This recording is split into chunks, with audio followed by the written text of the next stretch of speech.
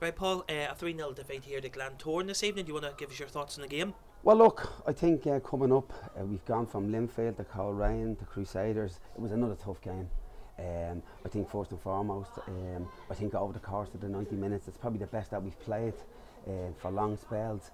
I think probably you look too, the difference was the 2 breaks they got in the box and the one we had in the second half that took a deflection and went wide, and like we didn't really get a rub of the green. But I think in the second half I thought that we were excellent. They were good, they're a good team, some really good players and a really big squad. You look at the squad that they have and they can change players and they can start different teams. But I thought in the second half that we were excellent at times, played really well.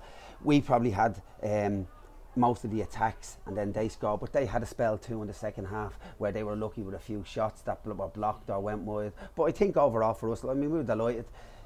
Are we going to be competing with Glentoran, Linfield, Crusaders and Coleraine? Like, let's be fair, we're not, because we don't have that type of squad that's going to.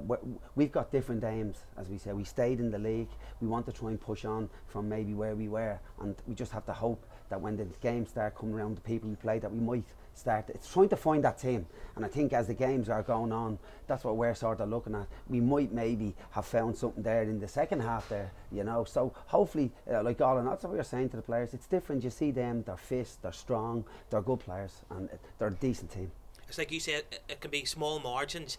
Their first 2 goals, the first shot, or Singleton's goal, it's going wide. James Singleton sticks out his boot, it goes into the net. We have a chance it's deflected, it goes over the bar and stuff. It's those fine margins, isn't it? It is, and then the second goal was going into Jeff, and that took a deflection and went in the other side. But I think when you look too, we've got to also think as well the opposite to that, where Singleton was alive for that one and he guided it into the far side, and that's what you've got to do.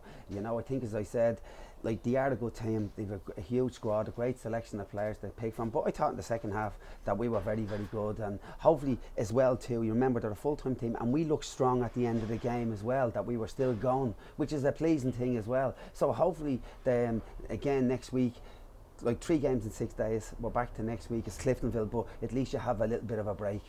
Yeah, you say all eyes then are on to next week's game against Cliftonville. There has been shoots of positivity over the past couple of games, and like you say, it's about integrating the players into the squad, and you can see match by match players starting to build those relationships and getting to know each other, and that bit of improvement from game to game. Yeah, and don't forget too, you're also missing Paddy and Jason tonight as well too, which doesn't help. Barney McKeown hopefully will be back. But as I said, you know, I think in the second half that you certainly have to have taken a lot of positives from it to be still able to go toe to toe with them. Like for long periods in the second half, with some very good play as well, build up play and a lot of good chances. But we need to do it more. That's what we were just saying to the players. We have to try and do it more. No problem, Paul. Thank you.